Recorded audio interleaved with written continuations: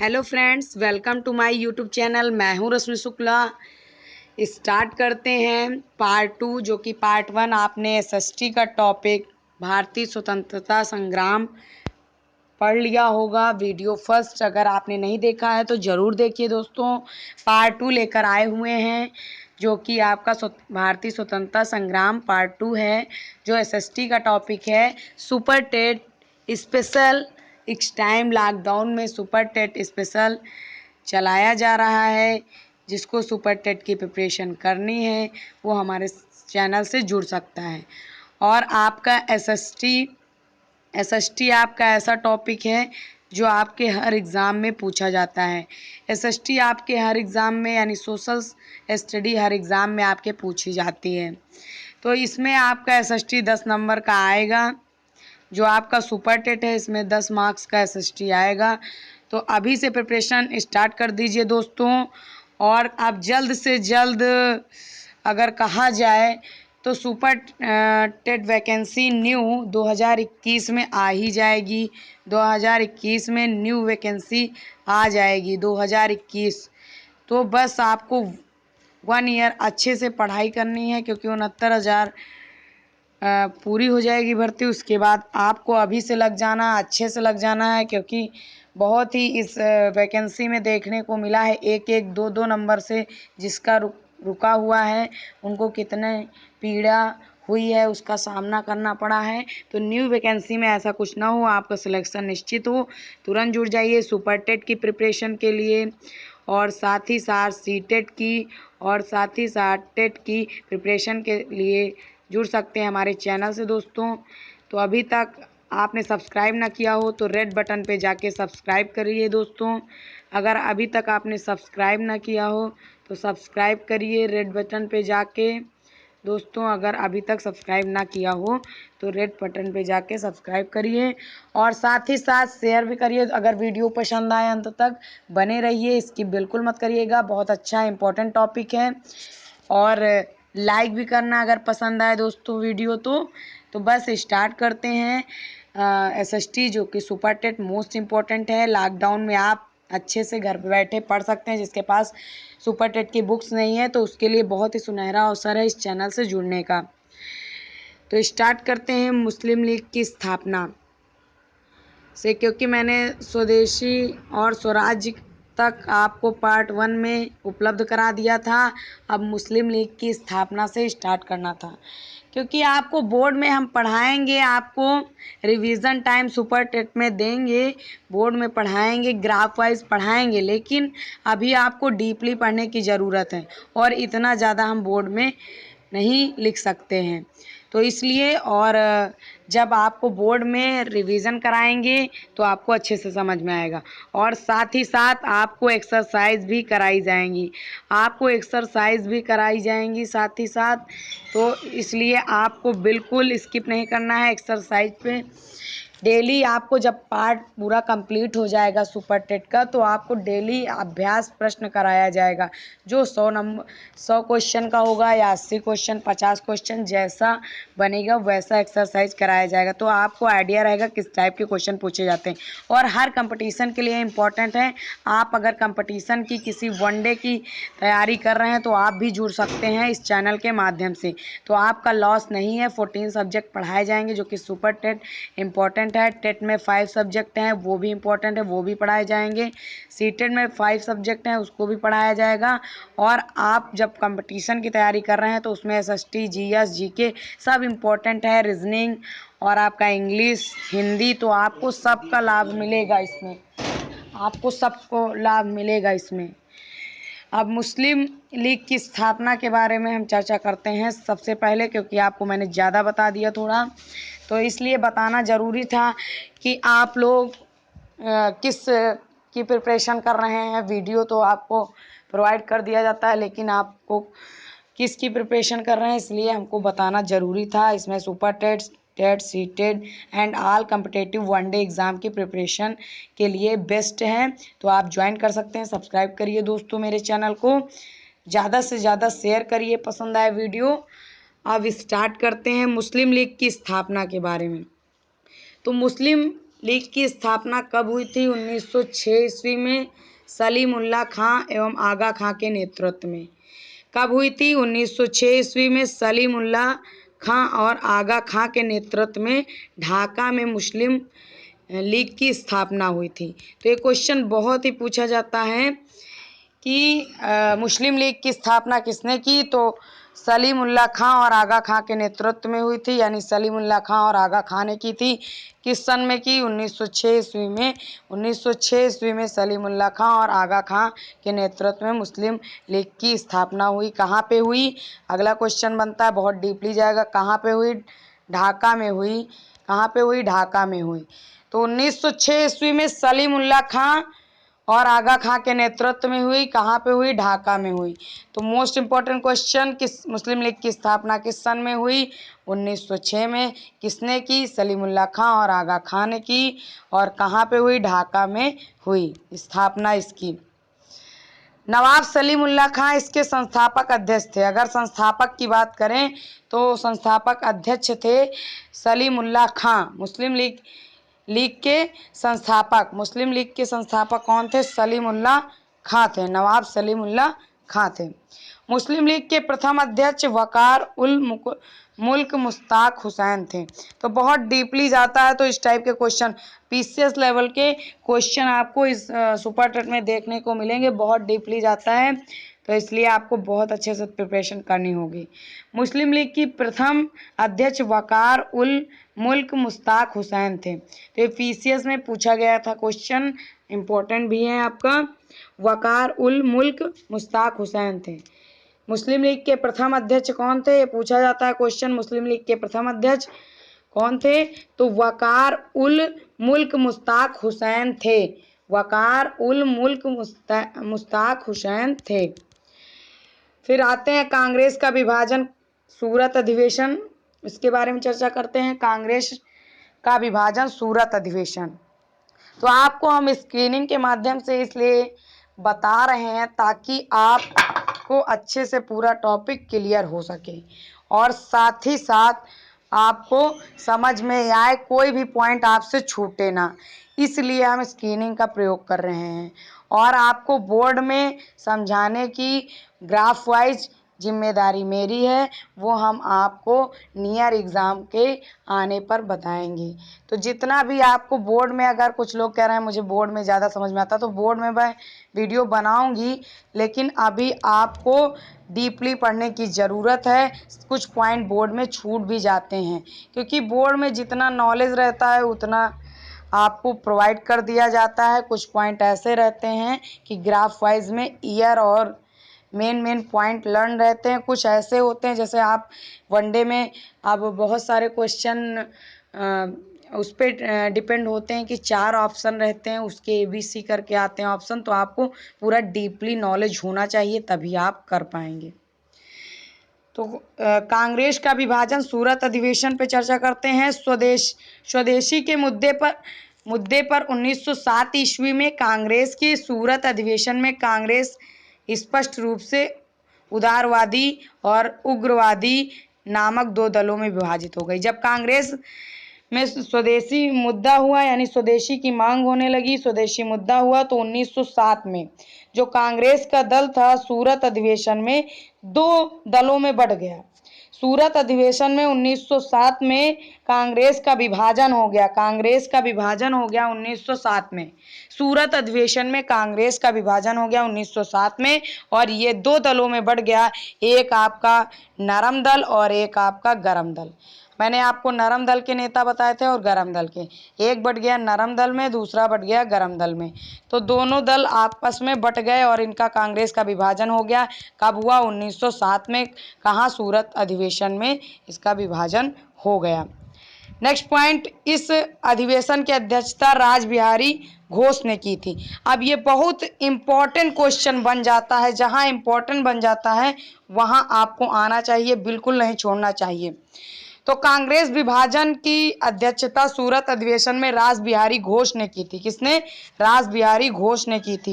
ये कांग्रेस का विभाजन की जो अध्यक्षता थी वो किसने की थी? बहुत इंपॉर्टेंट, फेवरेट रहा है वनडे एग्जाम, कोई भी एग्जाम आप दे रहे हैं तो रासबिहारी घोष ने कांग्रेस के विभाजन की अध्यक्षता की थी सूरत अधिवेशन में? किस अधिवेशन में? सूरत अधिवेशन में कांग्रेस विभाजन की अध्यक्षता रासबिहारी घोष ने की थी 1907 में।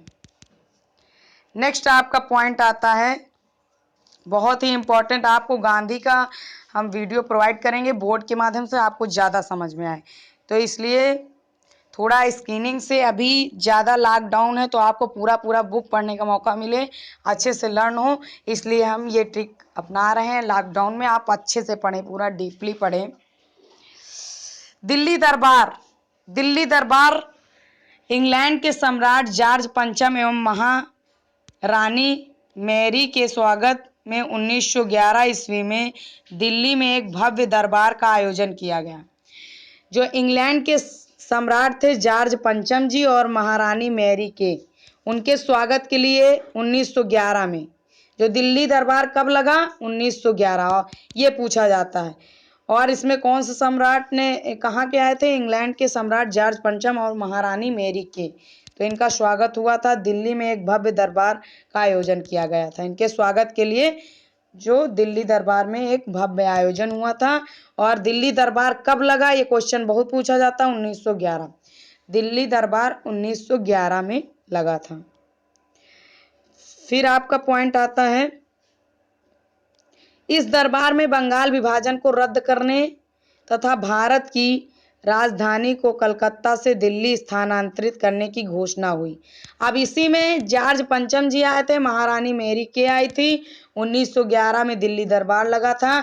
और इसी में आपकी कलकत्ता पहले थी आपकी राजधानी, भारत की राजधानी कलकत्ता थी, उसको बदलकर स्थानांतरित कर दिया गया 1911 में। यानी आपकी भारत की राजधानी जो कलकत्ता थी उसे स्थानांतरित कब किया गया? 1911। ये बहुत डीपली पीसीएस लेवल तक ये क्वेश्चन पूछे जाते हैं। कलकत्ता से दिल्ली कब स्थानांतरित हुई भारत की राजधानी?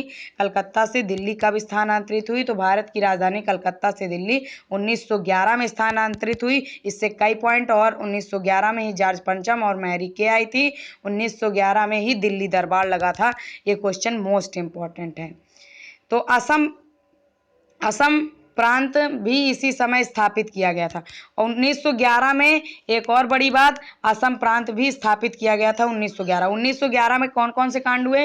तो 1911 में आपके जॉर्ज पंचम और महारानी मैरी के आई, और 1911 में ही दिल्ली दरबार लगा। 1911 में कलकत्ता से दिल्ली भारत की राजधानी बनी, और असम प्रांत की स्थापना 1911 में हुई। 1911 में असम राज्य बना। क्या बना? 1911 में असम राज्य। नेक्स्ट आते हैं लखनऊ समझौता। 1916 ईस्वी में लखनऊ में मुस्लिम लीग के मोहम्मद अली जिन्ना तथा कांग्रेस के मध्य एक समझौता हुआ। जो मोहम्मद अली जिन्ना थे, 1916 ईस्वी में लखनऊ में मुस्लिम लीग के थे मोहम्मद अली जिन्ना तथा कांग्रेस के मध्य समझौता हुआ। जो कांग्रेस था और मुस्लिम लीग था, कांग्रेस के बीच और मुस्लिम लीग के बीच एक समझौता हुआ 1916 में लखनऊ में, जिसके अंतर्गत कांग्रेस व लीग ने मिलकर एक संयुक्त समिति की स्थापना की। तो 1916 में कांग्रेस और मुस्लिम लीग आपस में एक समझौता किए, यानी मुस्लिम लीग प्लस आपका कांग्रेस। तो कांग्रेस और मुस्लिम लीग दोनों मिलकर आए, एकजुट हुए और उन्होंने संयुक्त समिति की स्थापना की। ये पूछा जाता क्वेश्चन, संयुक्त समिति की स्थापना किस वर्ष हुई? तो संयुक्त समिति की स्थापना 1916 में हुई। संयुक्त समिति की स्थापना कब हुई? 1916 में संयुक्त समिति की स्थापना हुई। तो संयुक्त समिति की स्थापना किसके मध्य हुई? कौन कौन इसमें शामिल हुआ? तो कांग्रेस और मुस्लिम लीग दोनों के मध्य एक समझौता हुआ। किसके मध्य ये समझौता हुआ? कांग्रेस और मुस्लिम लीग के मध्य एक समझौता हुआ, तब ये एक संयुक्त समिति की स्थापना हुई। समझौते के तहत क्या रखा गया था? तो समझौते के तहत कांग्रेस ने मुस्लिम लीग की सांप्रदायिक प्रतिनिधित्व की मांग स्वीकार कर ली। जो मुस्लिम लीग की सांप्रदायिक प्रतिनिधित्व थी उसकी मांग स्वीकार की गई थी कांग्रेस के द्वारा। 1916 ईस्वी के लखनऊ कांग्रेस अधिवेशन की अध्यक्षता अंबिका चरण मजूमदार ने की। तो ये पूछा जा सकता है क्वेश्चन, डीपली है तो थोड़ा पॉइंट वाइज आप एक डायरी या एक नोटबुक कोई लेके बैठे, पेन, मेन पॉइंट राइट भी करते चले। तो एक ग्राफ आप अपने आप ही खुद बना लेंगे। ग्राफ जो मेन पॉइंट है एरो एरो लगा के आप ईयर वाइज लिखते चलिए। 1916 ईस्वी में लखनऊ कांग्रेस अधिवेशन की अध्यक्षता किसने की थी? लखनऊ कांग्रेस अधिवेशन की अध्यक्षता अंबिका चरण मजूमदार ने की थी। किसने की थी? अंबिका चरण मजूमदार ने की थी। 1916 में लखनऊ कांग्रेस अधिवेशन की अध्यक्षता अंबिका चरण मजूमदार ने की थी। लखनऊ अधिवेशन में ही कांग्रेस के दोनों दल पुनः एक हुए।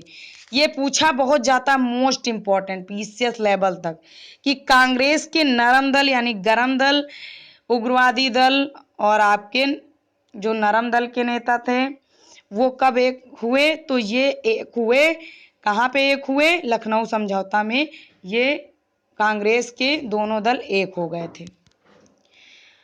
फिर नेक्स्ट, होम रूल लीग आंदोलन, most important, home rule league आंदोलन। भारत में सबसे पहले होम रूल लीग की स्थापना हुई। भारत में सबसे पहले किसकी स्थापना हुई? होम रूल लीग की स्थापना हुई। कब हुई होम रूल लीग की स्थापना? 16 अप्रैल 1916 में। कब हुई? 16 अप्रैल 1916 में। कब हुई? 16 अप्रैल 1916। तो आप एक ग्राफ वाइज बनाते चलिए, ईयर याद करते चलिए। नेक्स्ट आपका बाल गंगाधर तिलक ने बेलगांव पूना में की थी। तो इसी में जो होम रूल लीग की आंदोलन में स्थापना 16 अप्रैल 1916 में हुई थी। किसने किया था? बाल गंगाधर तिलक ने बेलगांव पूना में किया था। तो ये क्वेश्चन बनता है, बहुत से एग्जामों में आपको देखने को मिला होगा। भारत में सबसे पहले होम रूल लीग की स्थापना कब हुई? तो 16 अप्रैल 1916 में। किसने की? बाल गंगाधर तिलक ने। किस गांव में? बेलगांव में। बेलगांव यानी कहाँ का था? पूना का। पूना के बेलगांव में की थी। जोसेफ बैप्टिस्टा इसके अध्यक्ष थे। जो होम रूल लीग आंदोलन के अध्यक्ष के रूप में कौन उभर के आए? तो होम रूल लीग आंदोलन के अध्यक्ष के रूप में जोसेफ बैप्टिस्टा इसके अध्यक्ष थे। किसके? होम रूल लीग आंदोलन के अध्यक्ष। मोस्ट इंपॉर्टेंट क्वेश्चन है आपका, तो आप राइट डाउन भी करते चलिए। तो इसके आपके कौन थे? इसके होम रूल लीग आंदोलन के अध्यक्ष जोसेफ बैप्टिस्टा थे, अध्यक्ष थे। और इसकी होम रूल लीग आंदोलन की स्थापना 16 अप्रैल 1916 में बाल गंगाधर तिलक ने बेलगांव पूना में की थी। तो अब थोड़ा जल्दी से स्टार्ट करते हैं, आपको बोरिंग भी ना लगे, आपको डेली क्लास भी प्रोवाइड हो जाए, आप अच्छे से वीडियो भी देख सकें। और आप जिस टॉपिक पे आपको वीडियो चाहिए, किसी भी सब्जेक्ट, सुपर टेट के 14 सब्जेक्ट में से या सीटेट या टेट जो भी पढ़ना चाहते हैं, आप कमेंट सेक्शन में जाके कमेंट करिए। कोई भी टॉपिक आपका छूटेगा नहीं, वो हम प्रोवाइड कर देंगे, ध्यान में मुझे रहता है। ये किसी की डिमांड थी कि 1857 में की क्रांति को पढ़ाया जाए, तो मैंने विस्तार कर दिया इस चैप्टर का।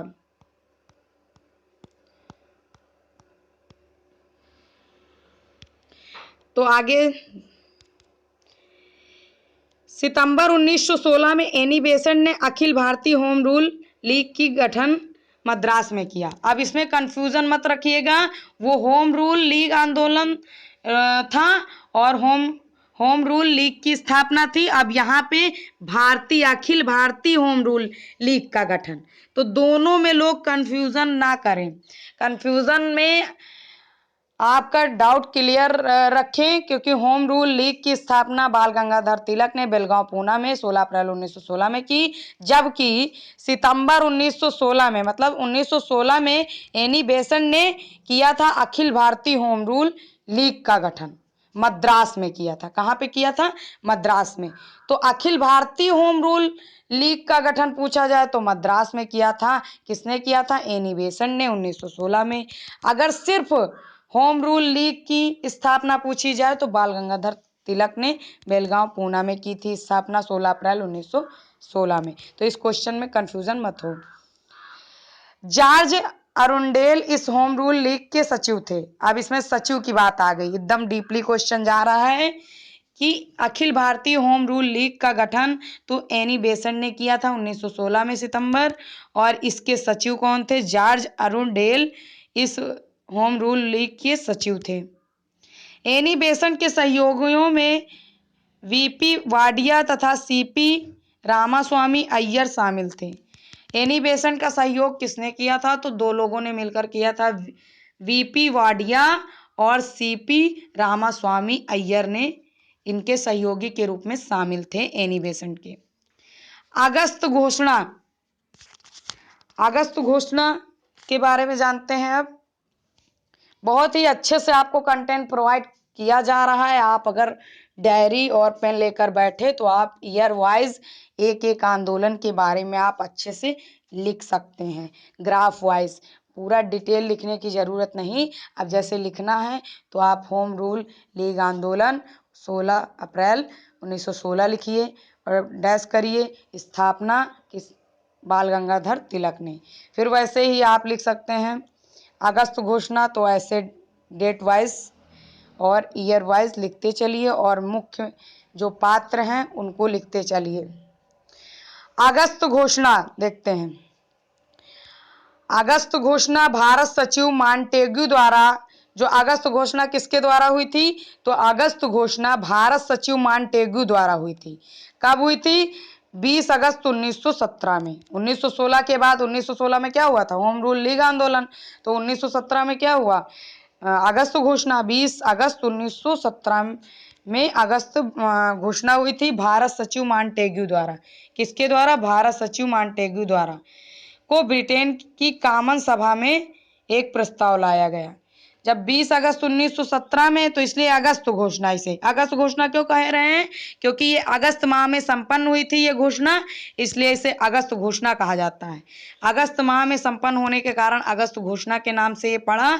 तो इसलिए भारत सचिव मॉन्टेग्यू द्वारा 20 अगस्त 1917 को ब्रिटेन की कॉमन सभा में एक प्रस्ताव लाया गया, जिसमें भारत में प्रशासन की हर शाखा में भारतीयों को अधिक प्रतिनिधित्व दिए जाने की बात कही गई। इसे मॉन्टेग्यू घोषणा भी कहा जाता है।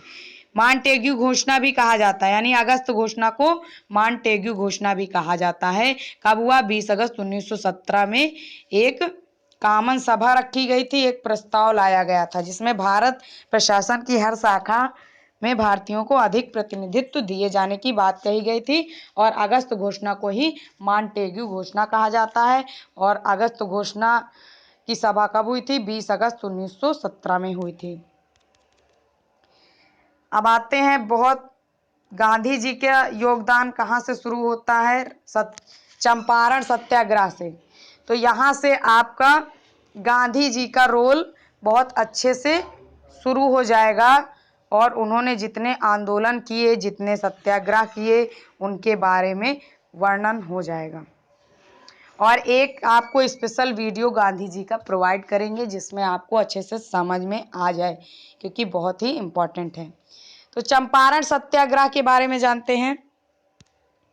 1917 में चंपारण के किसान राजकुमार शुक्ल, जो चंपारण के एक किसान थे, 1917 में एक चंपारण सत्याग्रह की शुरुआत हुई थी। तो वहाँ के चंपारण के एक किसान थे राजकुमार शुक्ल के निमंत्रण पर गांधी जी चंपारण आए। उन्होंने एक निमंत्रण भेजा था गांधी जी को, क्योंकि ये एक प्रतिष्ठित वकील थे। तो इन्होंने सोचा मेरी परिस्थिति को जानेंगे और समझेंगे, इस कारण उनको एक निमंत्रण भेजा था और गांधी जी को चंपारण आने के लिए कहा था। तो चंपारण जब गांधी जी 1917 में आए, और किसने बुलाया था? किसान राजकुमार शुक्ल ने। फिर उसके बाद चंपारण में दशा जो थी, नील के किसानों की स्थित 3 कठिया पद्धति, यानी जिसके अंतर्गत 3/20 वे हिस्से पर नील की खेती करना अनिवार्य था, के कारण खराब थी। वहाँ की स्थिति बहुत ही खराब थी। अंग्रेजों द्वारा जो कर था उसे भी ज़्यादा लगाया जाता था और साथ ही साथ चंपारण में नील के किसानों की, जो नील की खेती करते थे, उन किसानों की स्थिति 3 कटिया थी, मतलब 3 कटिया पद्धति पर आधारित थी, और जिसके अंतर्गत 3/20वें हिस्से पर वो नील की खेती कर सकते थे। ये ब्रिटिश लोग सिर्फ 3/20वें हिस्से पर नील की खेती करना अनिवार्य था। तो जितना भाग है पूरा 4 भाग में से 3/20 भाग पे वो खेती करना अनिवार्य किए थे के कारण खराब थी। उनकी स्थिति जो थी वहाँ के चंपारण की स्थिति किसानों की बहुत ही खराब थी। तो इस कारण राजकुमार शुक्ल ने वहाँ चंपारण गांधी जी को बुलाया। गांधी जी ने नील किसानों के समर्थन में सत्याग्रह का पहली बार भारत में प्रयोग किया। जो सत्याग्रह पहली बार अगर पूछा जाए गांधी जी ने, तो भारत में सत्याग्रह पहला प्रयोग किया था चंपारण में। और किसके लिए? नील किसानों के समर्थन के लिए। नील किसानों की जो के समर्थन के लिए सत्याग्रह का पहली बार भारत में प्रयोग किया। इस आंदोलन से जुड़े अन्य नेता थे। इस आंदोलन से कई नेता जुड़े थे। राजेंद्र प्रसाद, जेबी कृपलानी जी, महादेव देसाई। इस आंदोलन से कौन कौन जुड़ा था यानी प्रभावित था? राजेंद्र प्रसाद,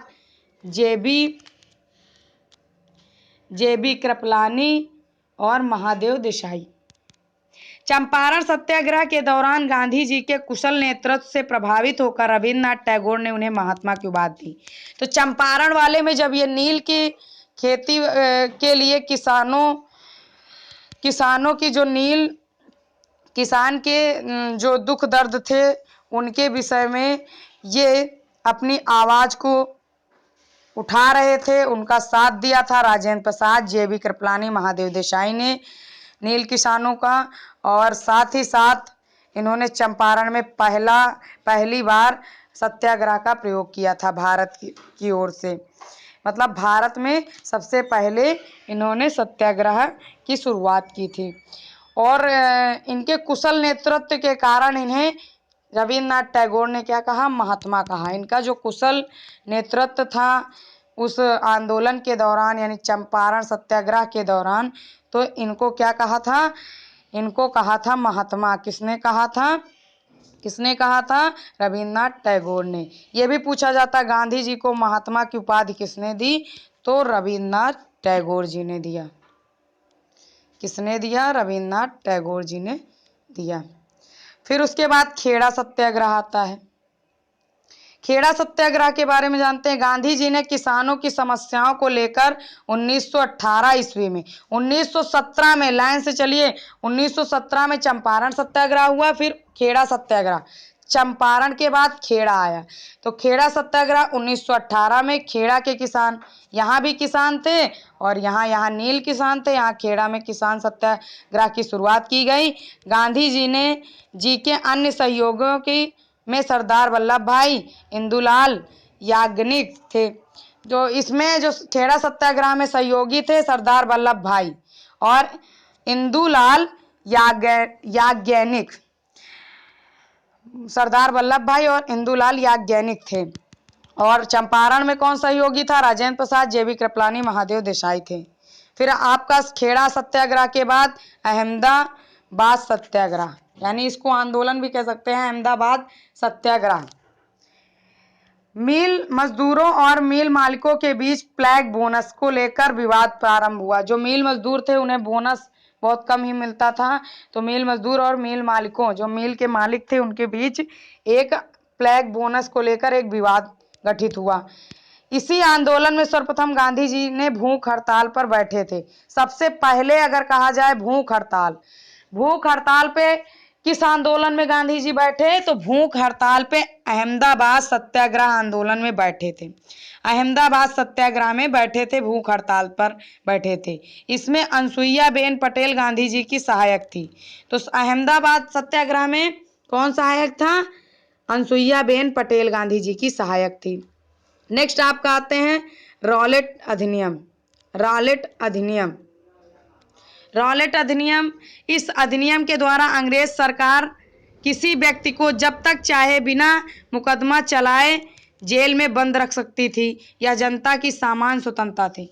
मतलब इस अधिनियम, जो रॉलेट अधिनियम आया था, इससे बहुत ही ज़्यादा खतरा था। अगर इस अधिनियम में अंग्रेज सरकार किसी भी व्यक्ति को जब तक चाहे बिना मुकदमा चलाए जेल में बंद कर सकती थी, बिना मुकदमे के वो बंद रख सकती थी या जनता की सामान्य स्वतंत्रता को छिन्न भिन्न करता था।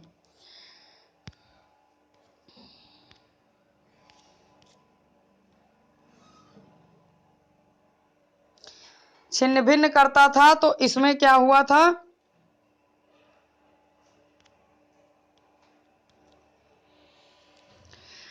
कुठाराघात था, जिससे कि कुठाराघात माना जाता था कि ऐसा होने पे बहुत दुखदाई स्थिति। इस अधिनियम को बिना अपील, बिना वकील, बिना दलील का कानून कहा गया। बिना वकील, बिना अपील, बिना वकील तथा बिना दलील का कानून कहा गया। जो रॉलेट अधिनियम था, रॉलेट अधिनियम, इसको क्या संज्ञा दी गई थी? रॉलेट अधिनियम को संज्ञा दी गई थी बिना वकील, बिना अपील, बिना वकील, बिना दलील। क्या कहा गया था? बिना वकील, बिना वकील, बिना वकील, बिना दलील और बिना कानून, ये संज्ञा दी गई थी। बिना अपील, बिना वकील, बिना दलील, कानून की संज्ञा दी गई थी, क्योंकि रॉलेट अधिनियम में यही होता था, ना कोई अपील होती थी, ना कोई वकील, ना कोई दलील होती थी। इस कारण इसे रॉलेट अधिनियम को ये संज्ञा दी गई थी, ये कानून कहा गया था। बिना अपील, बिना वकील, बिना दलील कानून भी कहा जाता है। इसे काला अधिनियम, ये काला अधिनियम था भाई। निर्दोष को कैसे आप जेल में डाल दोगे? बिना किसी सबूत के या बिना किसी अपील के, दलील के ऐसे किसी को डाल देना और जब मर्जी हो तब तक उसे कैद रखना, ये कानून बहुत ही गलत था। तो इसे क्या कहा गया? संज्ञा दी गई। इसे काला अधिनियम, अपराध अधिनियम के नाम से भी जाना जाता है। इसे काला अधिनियम भी कहा गया, इसे काला अधिनियम भी कहा गया और अपराध अधिनियम भी कहा जाता है।